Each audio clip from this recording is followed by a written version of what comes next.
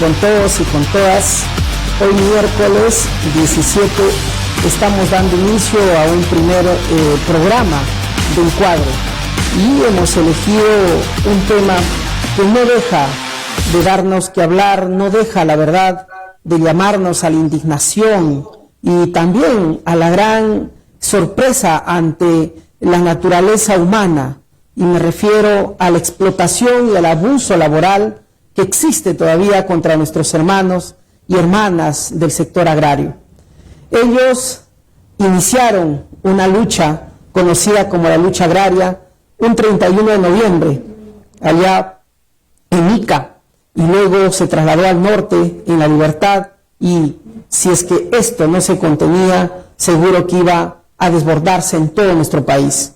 Y si es que reclamaron, protestaron, no fue porque la razón solamente obedecía a su capacidad de indignación, sino sobre todo por ese abuso sistemático que ha existido desde la década de los 90, desde el año 2000, cuando se promulga la ley conocida como la ley Klimper, la ley 27360, en la cual ha llevado pues a la degradación del ser humano en una realidad laboral, en donde, por ejemplo, en Ica, en época de cosecha de uva, de noviembre hasta marzo, en donde precisamente explotó este problema, es que las mujeres, donde tenían que tener sus servicios higiénicos en los fundos, no lo tuvieron. Y para eso es que, para hacer sus necesidades, habían empleadores tan abusivos que tenían que ponerles pañales para que sigan trabajando y de repente no pierdan ni un minuto de su tiempo.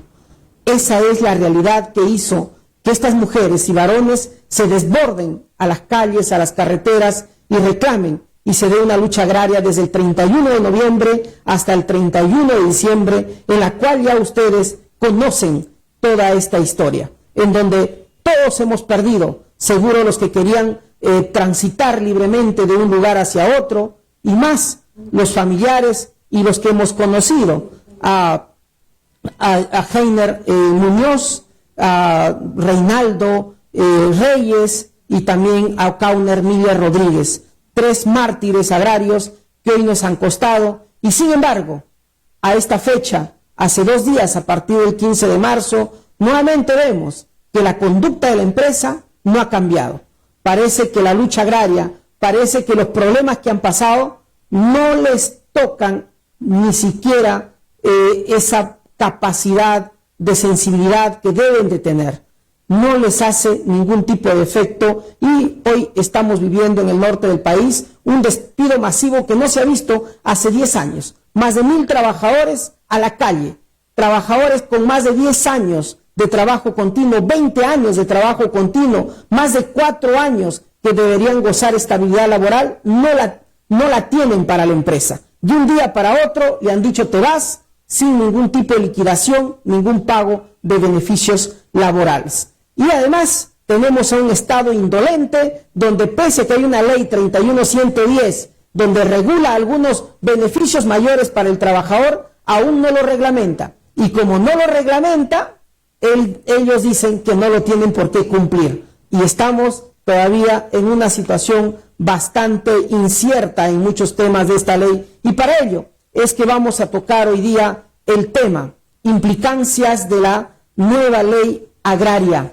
Y para eso también tenemos invitados importantes, invitados que han trabajado en el Estado y también son especialistas que conocen el Estado por dentro y pueden decirnos, oye, este proceso de la nueva ley agraria pudo haber sido diferente, no solamente porque un congresista y algunos otros congresistas lo decíamos o porque los trabajadores lo reclamaban y quizás nos decían y nos han tildado de ciertas cosas que ya ustedes la conocen. Especialistas que nos pueden decir que la historia en nuestro país se puede cambiar. Pero no solamente a ellos hemos invitado el día de hoy. Yo, en este programa de inicio, hemos invitado a personas ligadas a la empresa y al Estado, al actual ministro de Trabajo, pero no ha aceptado su participación con nosotros. Así que evadimos de todo tipo de responsabilidad en un espacio donde queríamos generar mayor debate. Hoy nuestros invitados ya lo van a conocer, lo voy a presentar oportunamente, están esperándonos ya en la plataforma. Me refiero a Cristian Sánchez y también a Eduardo Segarra. Muy buenas noches a ustedes. Con paciencia le vamos a dar la palabra posteriormente de ver un reportaje al respecto que hemos preparado para rememorar lo que fue la lucha agraria y en la situación actual en la que nos encontramos. Ha pasado más de 3 meses luego de que la masa trabajadora del sector agroexportador se levantara tras verse afectado durante años por las empresas agroexportadoras donde laboran. Ellos y ellas se cansaron de ver cómo vulneraban sus derechos y de vivir en precarias condiciones laborales. Fueron los trabajadores de ICA y La Libertad quienes paralizaron al país y pidiendo la intervención del congresista Lenin Bazán, lograron la derogación de la abusiva y explotadora Ley Agraria 27360, a pesar de las diferentes oposiciones dentro y fuera del Congreso. Esta movilización podría ser recordada como la histórica lucha que consiguió dejar atrás un régimen explotador, dando a los trabajadores beneficios como el pago de horas extras, alimentación, transporte, el pago de gratificaciones como corresponde y una bonificación extra. Sin embargo, esta ley aún no ha sido regulada y los diferentes vacíos legales han hecho que las empresas privadas se excusen en la falta de reglamentación para no cumplir con lo estipulado en la ley. Ante ello, en los últimos días se ha presentado otro problema: el despido de los trabajadores en algunas empresas. Tal es el caso de la masa trabajadora del Fundo Agromás, de la empresa Camposol en Virú, quienes ya denunciaron este hecho abusivo. Ahora nos están sacando de dónde vamos a... Esta es la única empresa, está bien, lo entiendo, pero lo de menos que nos expliquen cuál es el motivo que nos están sacando, que salga el gerente y que salga Manuel Mesa, que salgan acá a dar nuestra cara, a decir cuál es el motivo. Eso es lo que nosotros reclamamos, no se corran, nos quitan los photochecks. 10 años trabajando. Sí, y no, mira, esta vez no me han dicho que ya no, ya. Hoy día le han dicho así. ¿Cuándo le avisaron que ya no? Ayer lunes. Domingo, ayer, el lunes. Sí. Ayer lunes le han dicho que ya no va a continuar trabajando. Sí, todos los antiguos. ¿Y qué razón le han dado para que ya nada, le... no me ha dicho nada. Señora, yo no trabajo. ¿Cómo se llama usted? Verónica. ¿Verónica? ¿Verónica qué? Melgarejo. Para lo cual, el congresista Lenin Bazán ha llamado y oficiado a SUNAFIL para que realice una inspección inopinada. Pero este no es el único caso. En Cartavio se vive otra realidad.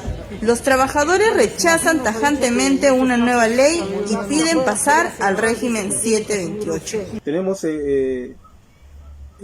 inconvenientes con la empresa porque no quiere hacer caso a la ley 31110, que en su artículo 2, inciso E, dice que el personal de soporte técnico debe ser excluido de dicha ley, y nosotros nos consideramos soporte técnico porque somos soldadores, electricistas, mecánicos, operadores de maquinaria pesada, conductores, que estamos certificados como técnicos. Y la empresa aduce que mientras no salga la reglamentación de la ley, ellos no pueden pasarnos al régimen común. Nosotros estamos luchando con la empresa, estamos presentando petitorios para que nos excluyan de esta ley. Nosotros no queremos que exista un régimen agrario, porque yo creo que la base de la ley laboral es la 728, y creo que si va a existir un nuevo régimen, ese nuevo régimen sería para mejorar las condiciones del régimen que ya existe, no para empeorar o para recortar derechos laborales como ha venido sucediendo muchísimos años desde que está implantado este régimen agrario. Hasta la fecha, la nueva ley agraria 31110 aún no ha sido reglamentada. La ley es clara, pero mientras no se detalle, muchos trabajadores seguirán pasando por estos problemas y no se habrá reivindicado plenamente sus derechos. ¡Arriba los trabajadores! ¡Arriba! ¡Arriba el Perú! ¡Arriba!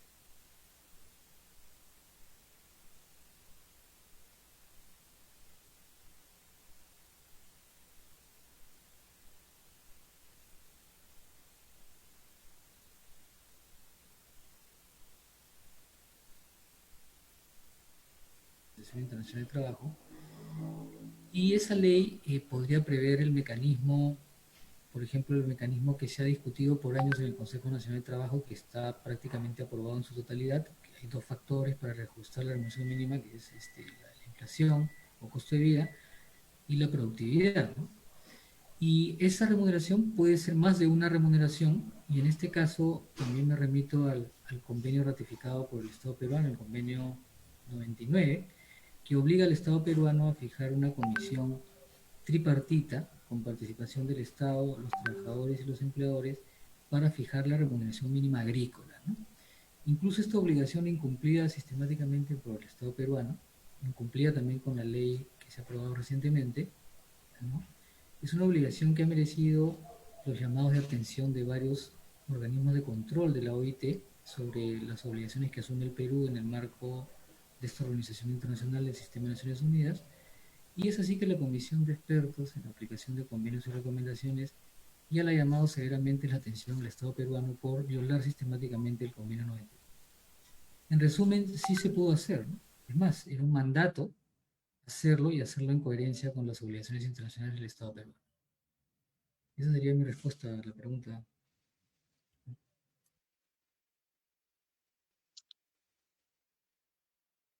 Bien, Cristian. Y hay otro tema más. Creo que está claro de que sí se podía tanto por el marco legal de la Constitución, tanto así como por el convenio internacional que ha mencionado de la OIT, se podía establecer una remuneración mínima especial o en el sector agrario, como hubieron muchos debates, que sea 1.5 de una remuneración mínima vital o hasta 2 remuneraciones mínimas vitales, es lo que se planteaba para poder llegar a la expectativa de los 70 soles diarios que como jornal mínimo deberían de tener los trabajadores agrarios.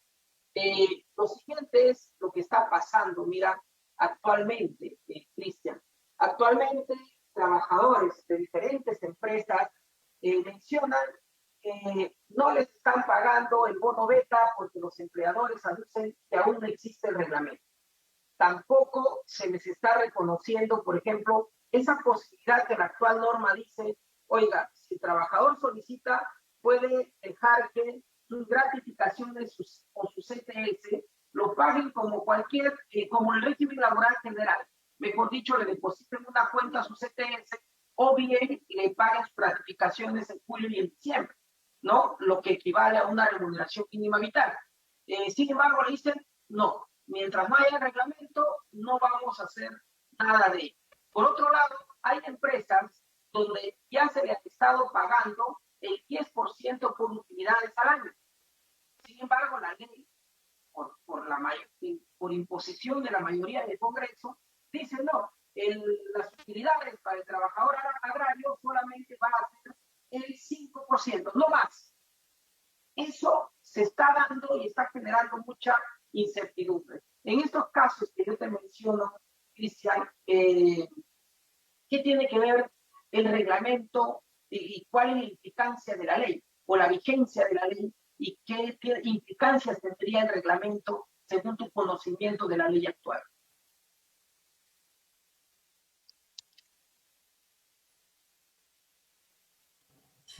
A ver, solo para cerrar la respuesta anterior, congresista, lo adecuado hubiera sido que la ley aprobara una remuneración mínima transitoria agrícola, crear el mecanismo tripartito para su posterior reajuste, ¿no? O adaptación, operar esa transitoriedad, ¿no? Eso hubiera sido lo más coherente con la Constitución y los compromisos asumidos por el Estado peruano.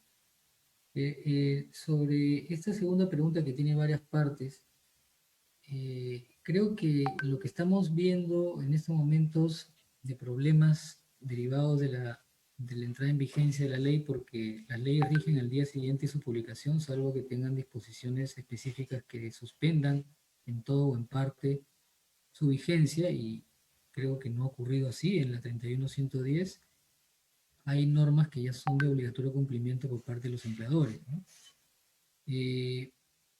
Y de otro lado, ya se veía venir el problema que se está suscitando con la estabilidad laboral, porque los trabajadores carecen de estabilidad laboral, la mayoría, 70-80% son temporales en el régimen laboral agrícola, y eso los expone a las posibilidades de que el empleador, ¿no? A partir de una apariencia, ¿no? Objetiva, no renovación del contrato, lo que se esconde es un ánimo antisindical, ¿no? O lo que se esconde es un ánimo lesivo de la estabilidad en el trabajo, ¿no?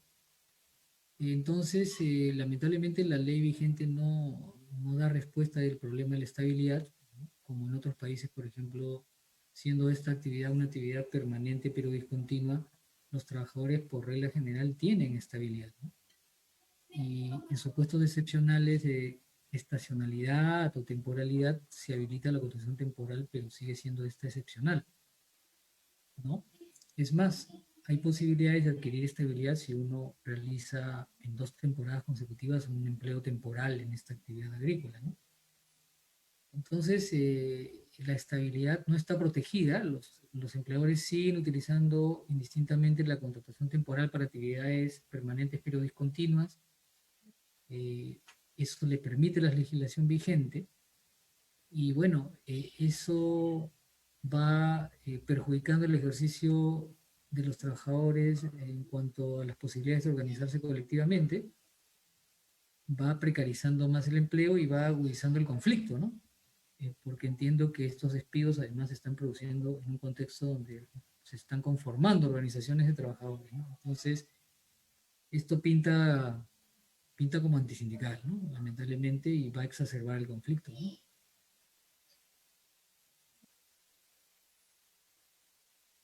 Sí, Cristian, y claro, con respecto a estos despidos masivos que acabas de mencionar, ¿tú crees que sea básicamente una práctica antisindical que las empresas estén realizando en este momento? Y en todo caso, ¿qué posible sustento legal podría tener una empresa cuando despide a un trabajador que ya goza de estabilidad laboral y que su contrato ya se ha convertido en indeterminado, se ha desnaturalizado y que tiene, como había mencionado al inicio, hasta más de 10 o 20 años de trabajo? ¿Qué es lo que podría alegar la empresa en este caso dentro de tu experiencia de abogado y también de autoridad? Es que me parece que en este caso, congresista, como en la mayoría de casos donde se tiene que determinar si hay una acción antisindical, nos manejamos por un estándar de prueba indiciario, ¿no? El contexto que se da esto es un contexto de organizaciones en vías de inscripción, ¿no? Que han presentado su inscripción ante las autoridades administrativas de trabajo. Evidentemente, el contexto de que hay una organización en formación es un indicio poderoso de construir un caso sobre la base de acciones antisindicales, ¿no? Ilegítimas, ¿no? Y el empleador es el que tiene que ofrecer mejores razones, ¿no? De por qué no está renovando los vínculos, ¿no? Entonces, como no los has ofrecido, ese es un indicio también objetivo de que el ánimo, o en todo caso el efecto, porque puede ser esto doloso o no doloso, intencional o doloso, ¿no? O sin intención o de manera negligente, una acción negligente, estamos igual en el ámbito de lo antisindical, ¿no? A través de los indicios, del contexto, ¿no? Un contexto de conflictividad, de organizaciones que están tratando de obtener su registro, dirigencias incipientes, ¿no? Y bueno, viene la no renovación, en algunos casos de trabajadores, como usted lo indica, con más de 5 años, con contratos temporales, 10, 8, 15 años incluso, y claro, ellos van a tener que acudir al Poder Judicial, pero el Poder Judicial es litigar, es llevar un caso ante los tribunales, ante la justicia laboral, que tarda más o menos en un juicio de este tipo, un juicio ordinario, ¿no? Laboral. Y si a eso le sumamos los problemas de la inspección para poder actuar en este tipo de casos, entonces hay una suerte de indefensión, ¿no? Y esa indefensión no encuentra un equilibrio de lo colectivo porque las organizaciones no existen, todavía no están conformadas, son incipientes, que Al menos es lo que está ocurriendo en el sector hasta ahora, ¿no?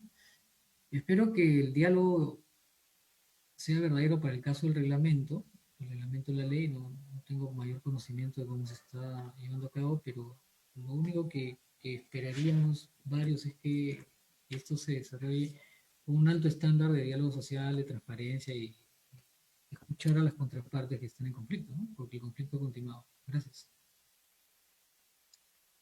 Bien, bien, Cristian, creo que queda claro en ese sentido lo que está pasando realmente en estas empresas y como tú llamas,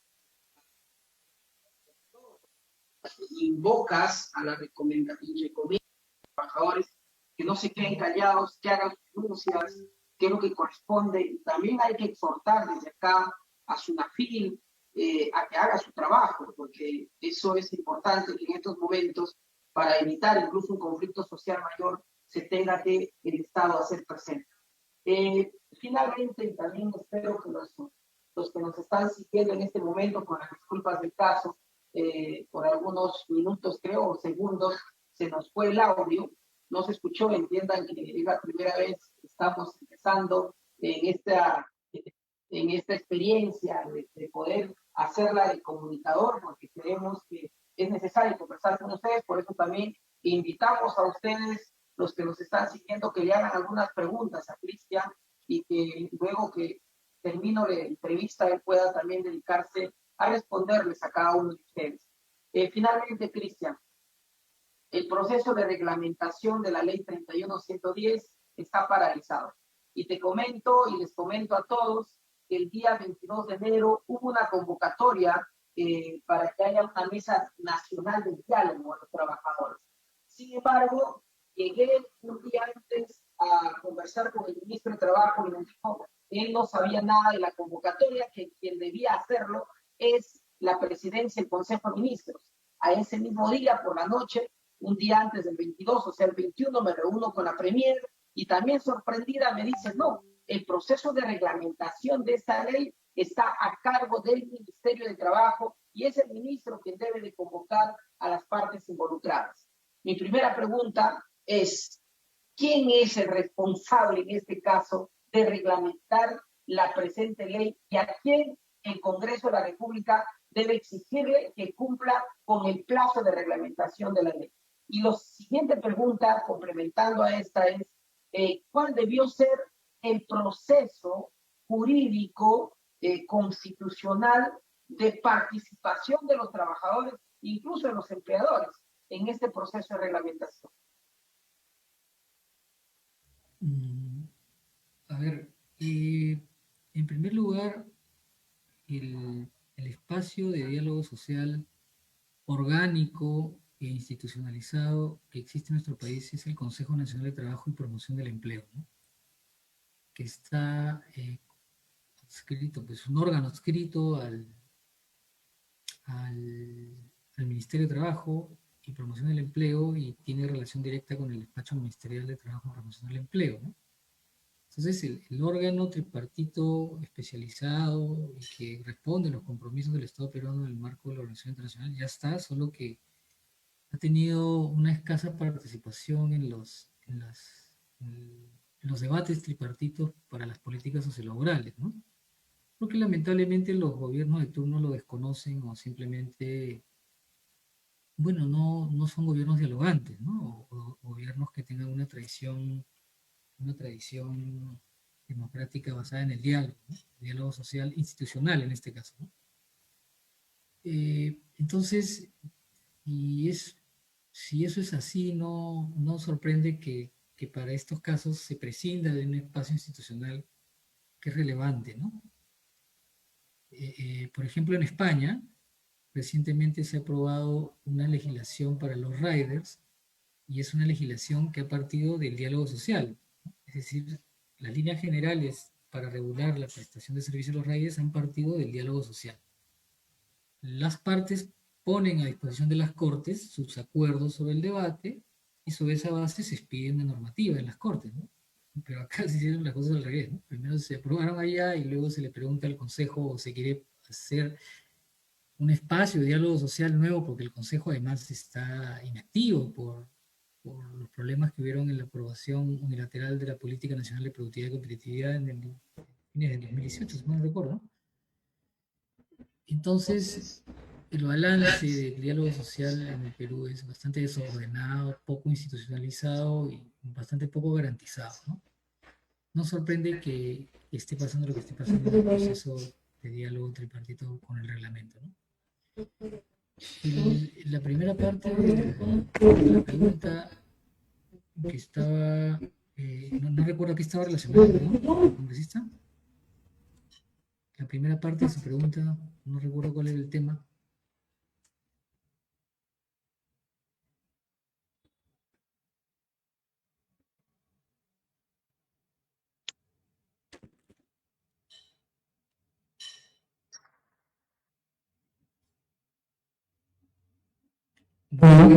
No recuerdo cuál era el tema de la primera parte de su pregunta. Sí, la primera parte que te preguntaba era quién era el responsable, en todo caso, para que dentro del Estado, si es el Ministerio de Trabajo o la PCM, ya que la norma no solamente tiene un régimen, un tema, un aspecto laboral, sino también tributario, ¿no? Y también agrario. ¿Quién sería el responsable de la reglamentación de la norma? Está claro que la responsabilidad de reglamentar, en este caso, es del Ministerio de Trabajo los aspectos laborales, ¿no? Lo que pasa es que como el Ministerio de Trabajo suele acostumbrarse a estar subordinado al MEF, a veces ya no sabe cuándo tiene que cumplir su papel, ¿no? Entonces, acá la competencia es del sector trabajo y promoción del empleo de reglamentar los aspectos laborales de la ley, ¿no? Que no son pocos, ¿no? Son la mayoría, ¿no?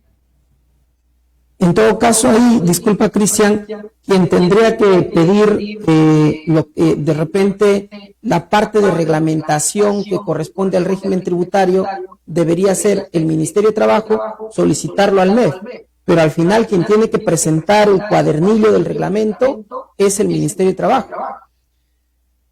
Hay aspectos tributarios que competen al Ministerio de Economía y Finanzas, sí, pero los aspectos laborales competen al Ministerio de Trabajo. Luego tendrán que sentarse los dos ministerios a sacar un decreto supremo unificando cada quien la parte de sus responsabilidades y competencias, pero ya con la firma de los ministros. Pero es un reglamento que involucra competencias de varios sectores. Los sectores no pueden decir, estoy esperando que me llame PCM, no, tienes que empezar a hacer el reglamento, ¿no? Luego te sientas con el otro sector, consolidas y viene la firma de los ministros de los sectores comprometidos en la reglamentación de un único texto del reglamento de la ley y pasa la firma del presidente de la República y de la publicación, ¿no? Muy bien, muchas gracias, Cristian. Queda claro que gracias por la invitación, yo me retiro porque tengo clase a las 8. Gracias. Muy bien, gracias, Cristian. Justo hemos concluido con tu participación. Queda claro que el proceso de reglamentación es responsabilidad del Ministerio de Trabajo y es a quien se le tiene que exigir que cumpla, ya que no siendo la ley perfecta o no es la ley incluso que se ajusta a la justicia social que los trabajadores esperan, al menos esperamos cierta seguridad jurídica o certidumbre que ahorita no existe. Gracias. Estuvimos con Cristian Sánchez, ex ministro de Trabajo. Él habla desde su experiencia también en el sector público, lamentablemente no haberlo tenido en este momento de la lucha agraria. Él, como ministro de Trabajo, yo sé que hubiese ayudado enormemente a que esta situación hubiese tenido una mejor salida, una salida no solamente pensando en el trabajador, la verdad. Nosotros, yo creo que el trabajador incluso quiere eso, quiere un trabajo digno, quiere un salario que recompense su esfuerzo, sus horas bajo el sol, sus madrugadas, sus trasnochadas, su gran quiebre de su salud con el continuar o el transcurrir de los años. Eso es lo que espera el trabajador. Sin embargo, hemos tenido en este proceso de lucha agraria y hasta ahora empresas indolentes, tenemos una mayoría en el Congreso de la República insensible y también, la verdad, un ejecutivo que, como ven, no quiere hacer su trabajo y encima, de repente argumentando cosas como que en el Perú no se puede establecer una remuneración mínima vital especial para el sector agrario o para el sector minero o para el sector de construcción civil, cuando tenemos experiencias en el Perú que el sector, el régimen minero tiene una remuneración mínima vital para ellos, que es de 1.25 RMV, o sea, más de 930 soles. Los comunicadores también tienen. Entonces, queda claro que razones las hay. Lo que faltó en este proceso y sigue faltando es voluntad política, empatía con los trabajadores y el compromiso con una justicia donde todos ganemos, no solamente el empleador, sino también los trabajadores y todos los peruanos y peruanas el día que estos empleadores paguen sus impuestos tal como corresponde. Bueno, hemos revisado algunas participaciones del público, creo que hemos podido recoger en estas preguntas sus inquietudes y seguro que vamos a poder seguir dialogando. Ya saben lo importante que es de este programa, más allá de las pequeñas fallas técnicas que hemos tenido el día de hoy. Lo sé, pero es importante porque lo que estamos haciendo es entrevistar a especialistas donde podamos con sus voces absolver dudas, y ustedes también seguro que en su mayoría trabajadores y la ciudadanía en general entienda que lo que hemos hecho y seguimos haciendo es un acto de justicia, puramente justicia, sin ningún tipo de condicionamiento o interés particular o de grupo mío o de cualquier otro que lo tenga. Entonces, vamos luego a pasar a nuestro siguiente invitado. Él nos va a hablar sobre todo del tema ya económico, del impacto económico que habría ocasionado esta nueva ley agraria o una nueva ley agraria con algunas mejoras incluso, ¿no? Que se hubiesen dado de repente con una remuneración especializada, donde tengamos no solamente como una remuneración, un bono beta del 35% de una RMV, sino hubiésemos tenido quizás una remuneración y media mínima vital, o sea, un sueldo mínimo para el trabajador de 1.375 soles. Y cuando esto salió, y en algún momento en el Congreso de la República iba a debatirse ese dictamen en minoría que correspondía a nuestra autoría, las empresas salieron a gritar y empezaron a dar toda una campaña publicitaria por los medios de comunicación diciendo que con esta propuesta iban a despedir a 250,000 trabajadores, iban a cerrar muchas pequeñas empresas, grandes empresas, iban la verdad a cerrar, iban a quebrar, íbamos a mandarlo a la crisis al país, ¿no? Y que ellos, no es cierto que ganen tanto, que ellos lo que ganan lo reinvierten en su actividad agroindustrial o agroexportadora. Para que nos hable de estos temas, estamos con ya Eduardo Segarra. Él también ha sido director funcionario del Ministerio de Agricultura en materia económica y también actualmente es director de GRADE, una institución que se dedica a brindar asesoría, consultoría a los pequeños agricultores. Así que, Eduardo, muy buenas noches y gracias por aceptar nuestra invitación y estar el día de hoy con nosotros. Creo que sí, Lenin, encantado de participar, a disposición para el programa. Bien, gracias. Eduardo, mi primera pregunta es, a ver, acá en Camposol justo hablábamos con Cristian, en Abo Perú, en otras empresas como Haas Perú, como una empresa Agrovirú, conocida como Nicolini, debe haber más de 1,000 despedidos. ¿Crees tú que eso sea parte del impacto económico de esta nueva ley, la 31.110, y lo que anunciaban los representantes de AGAP? Bueno, lo primero es mostrar rechazo a este tipo de acciones de estas empresas. No es normal que haya un nivel de despidos de esta magnitud. Realmente, además, en un momento en el cual el sector agroexportador está teniendo récord de exportaciones, ¿no? Recordemos que el año 2020 terminamos con 6% de crecimiento en el sector agroexportador, sobre todo el no tradicional. Hubo récord de exportaciones de uvas y arándanos, que son precisamente los productos más importantes en el Valle de Virú, en La Libertad y también en Ica. Entonces, un sector que ha seguido creciendo, que que tiene, digamos, que tiene mercados a nivel mundial y que gracias al fruto del esfuerzo y del trabajo de miles, cientos de miles de trabajadores, ha mantenido y mantiene un alto nivel de competitividad y productividad. De haberse producido estos despidos, ¿no? Primero que creo que hay que hacer una inmediata intervención e investigación por parte de la autoridad laboral sobre la naturaleza de estos despidos, porque es bastante sospechoso que esto se haga en este momento, en un momento tan difícil, en un momento donde además los trabajadores están intentando formar un sindicato en el Valle de Virú, en el Valle de Chao, también lo están haciendo en Ica.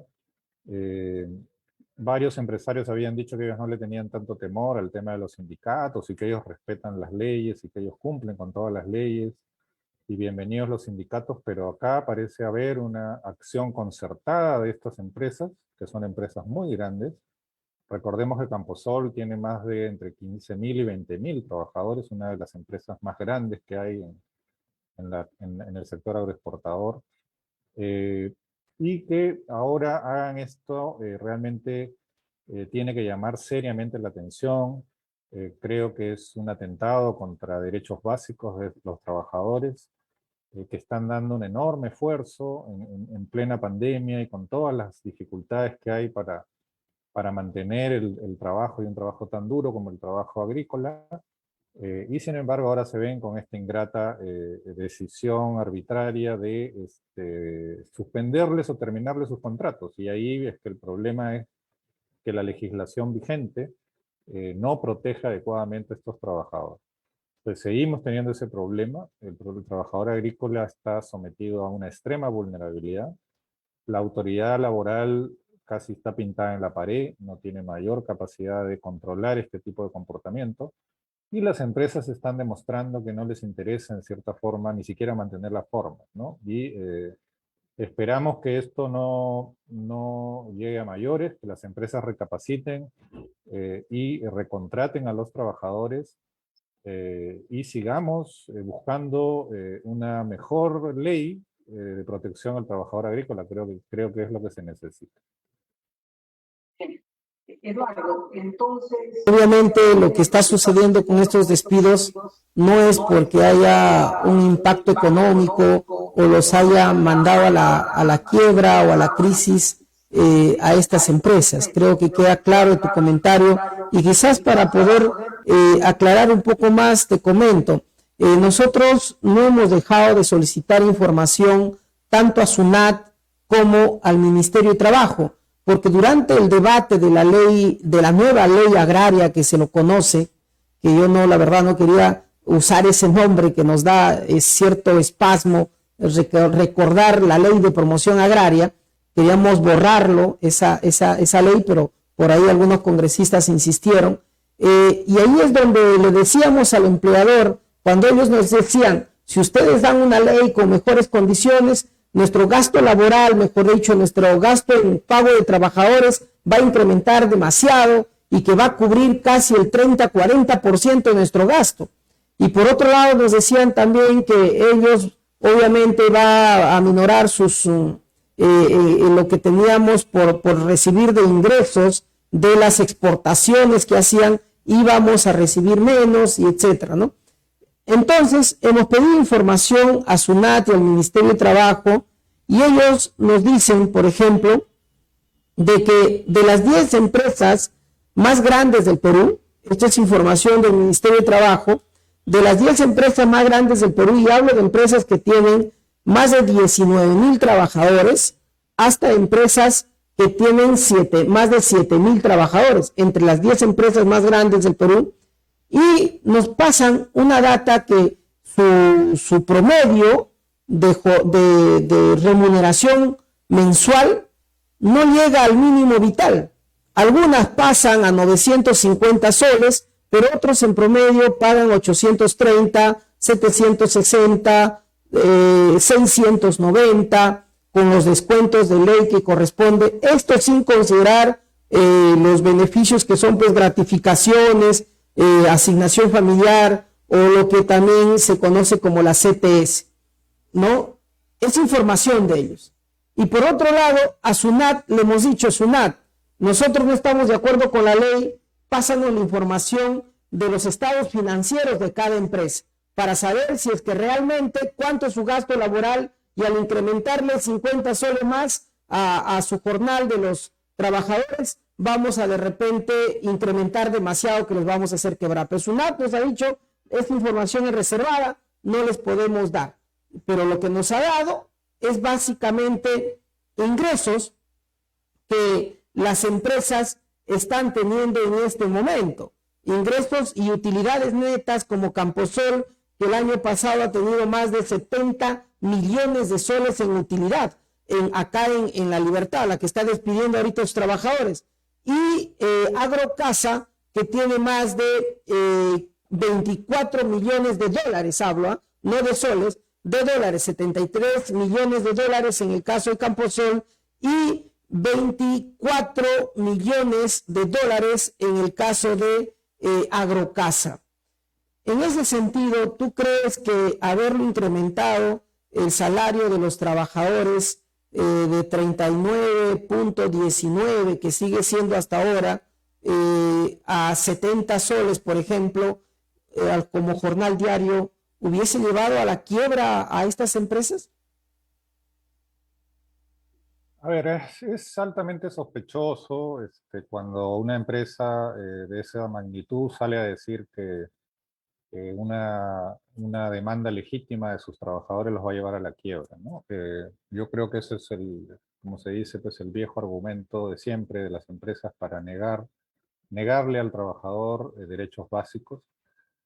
Creo que las empresas ahí tienen poca credibilidad porque efectivamente muy pocas veces muestran sus reales estados financieros.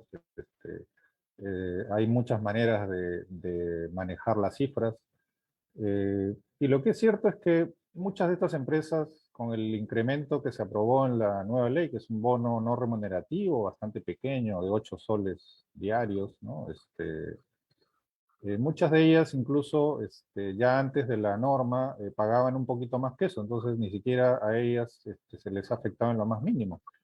Hay otro grupo que tendría un pequeño impacto, pero incluso en ese caso hay que recordar que esto básicamente afecta al trabajador temporal, no a los trabajadores permanentes, a los funcionarios de estas empresas, que básicamente no han tenido ningún efecto. Entonces el costo laboral de las empresas está conformado por varios rubros, entre ellos el trabajador agrícola temporal, y yo diría que es difícil que esa estructura de costo pase del 20% de la estructura de costos de la empresa. Por lo tanto, el incremento que se ha dado es pequeñito y en muchos casos ni siquiera tiene mayor efecto en estas empresas. Sin embargo, han salido a decir que con eso se van a ir a la quiebra, que esto amenaza toda la estabilidad de su negocio. Y lo que no se está dando cuenta es que lo que amenaza la estabilidad de su negocio es más bien las relaciones absolutamente explotadoras y de miseria en la cual tienen a sus trabajadores. Sobre todo los trabajadores temporales agrícolas, hombres y mujeres, que ya están hace más de 10 años con salarios bajísimos al borde del salario mínimo, pese a que la productividad por trabajador en este sector pasó de aproximadamente $10.000 por trabajador a más de $20.000 por trabajador en los últimos 10 años. Ese es un nivel de productividad alto que permite pagar mejores sueldos. El sector construcción, que tiene niveles de productividad similar, paga el doble a los trabajadores de construcción, el doble que lo que se le está pagando al trabajador agrícola. ¿Y por qué se paga el doble? Porque en ese sector hay también negociación colectiva y hay capacidad de los trabajadores de organizarse y negociar sus condiciones laborales. Por eso es que acá no solo hay que fijar un salario mínimo, que es importante y hay que pelearlo y hay que tener un mejor salario mínimo agrícola, como bien explicaba Cristian Sánchez, y también ustedes han peleado por eso, sino que también tiene que haber un nuevo esquema para negociar los salarios, que tiene que estar basado en derechos a la sindicalización, en contratos cuya eje central sea la estabilidad, no la inestabilidad como es ahora. Ahora la norma es el contrato temporal, así no es. Como bien ha explicado Cristian Sánchez, la norma tiene que darle estabilidad al trabajador porque está en una actividad permanente de naturaleza discontinua. eso debe generar un tipo de contrato de carácter permanente que haga que estos trabajadores vayan acumulando derechos, puedan sindicalizarse y puedan ir negociando mejores condiciones. Eso le va a dar más estabilidad a la industria, a la agroindustria para exportar. Ellos creen que van a poder seguir con este tipo de régimen casi esclavista y hiperexplotador digamos, de manera indefinida. Lo que no se dan cuenta es que lo único que van a tener ahí es un permanente polvorín de inestabilidad y de malestar en el trabajador agrícola, porque ve ahí en sus narices cómo estas empresas ganan millones de dólares y ellos siguen tan empobrecidos como estaban hace 10 años. Eduardo, para terminar en esta parte, del sector laboral, ¿no? O sea, que las empresas, como tú lo has dicho, si queremos que estas empresas tengan mayor sostenibilidad, incluso en el tiempo, paz social para todos y todas, entonces hay que tratar mejor al trabajador y eso implica pues su remuneración. Y mi pregunta también va para que complementes a esto y fue parte del debate. Las empresas se resistieron en aportar lo que corresponde al 9% en salud, por ejemplo, para sus trabajadores. Y tampoco han querido, y el Estado, el propio ministro Waldo Mendoza, el ministro de Economía y Finanzas, dijo, no debemos de incrementarle el pago del impuesto a la renta que están pagando actualmente el 15%, que se mantenga por este 2021 todavía, y que de manera escalonada hasta el 2029 recién paguen lo que corresponde al 29.5%. ¿Crees que en este momento, diciéndole a la empresa hoy paga esos 450 millones de soles al año que dejas de pagar por impuestos, también hubiese afectado negativamente en su economía a dichas empresas?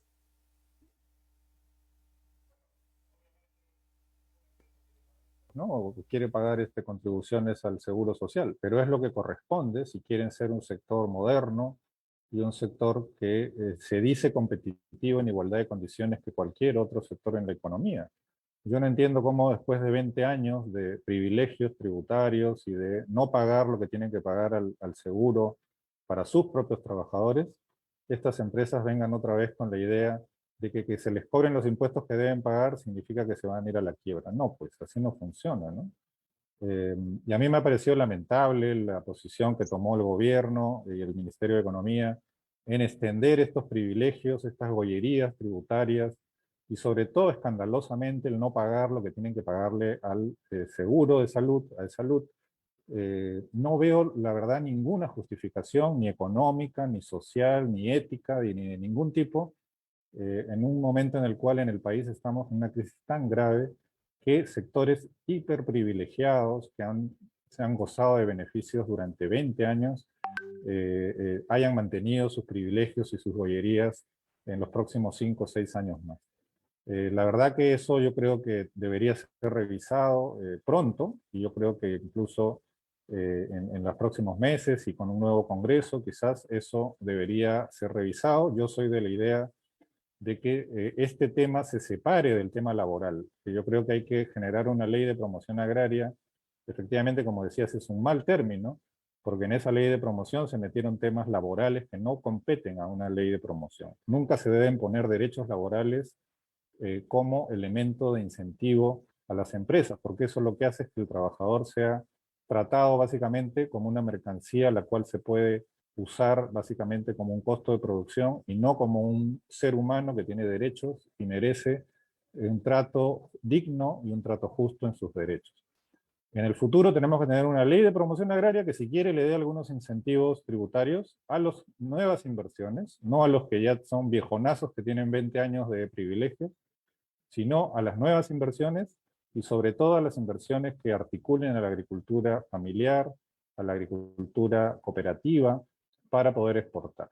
Yo daría incentivos tributarios solo en esos casos y a las empresas que innoven y que busquen nuevos mercados, no a los que ya pues han gozado de privilegios durante tanto tiempo.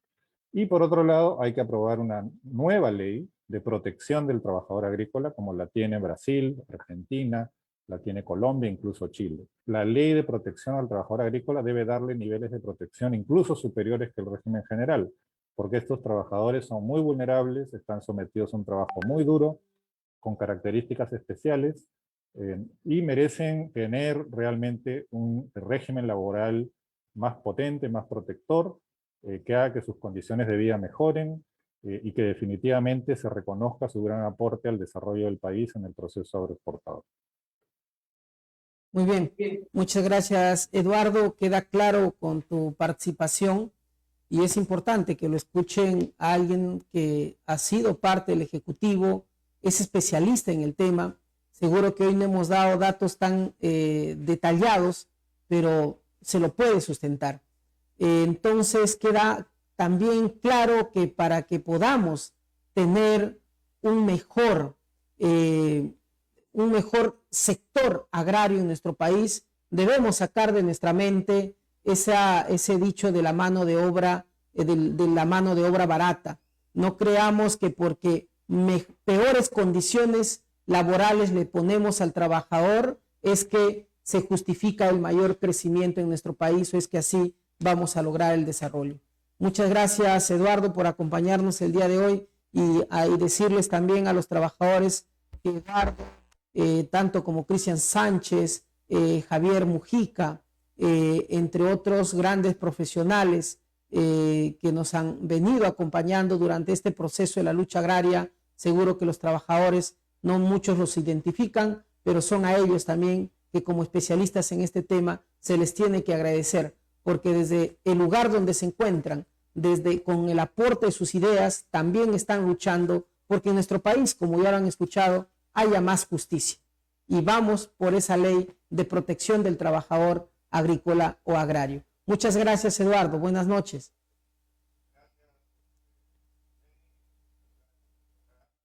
Toda la audiencia y sobre todo los trabajadores agrícolas que hoy te están escuchando. Saludos, bien. En contacto.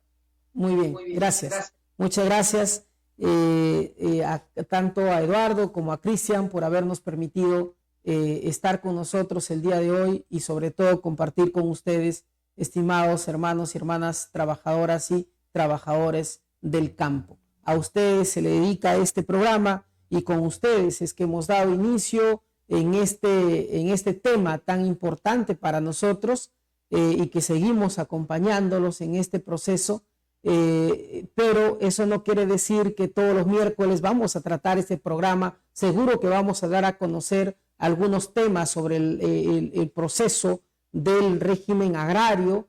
Lo vamos a seguir haciendo, para eso es este programa, para poder informarles, para poder interactuar, pero hay otros temas bastante escandalosos, abusivos, que se vienen dando en nuestro país, como por ejemplo es el perdón, la condonación que ha hecho el Tribunal Constitucional con voto de 5 magistrados a grandes empresas estafadoras y deudoras en nuestro país que no quieren pagar sus tributos, al igual que las grandes empresas agroexportadoras, como han visto en este proceso, no han querido pagar sus impuestos, más de 450 millones de soles al año, 4 hospitales grandes que hubiésemos podido construir con sus tributos por año. De la misma forma, acaban de perdonarle a Telefónica más de 750 millones de soles en un proceso que lo han decidido gente del tribunal que tiene conflictos de intereses claros y que en una próxima edición de este programa Encuadre lo vamos a dar a conocer con información fidedigna y oficial que nosotros hemos logrado recabar de las diferentes instituciones.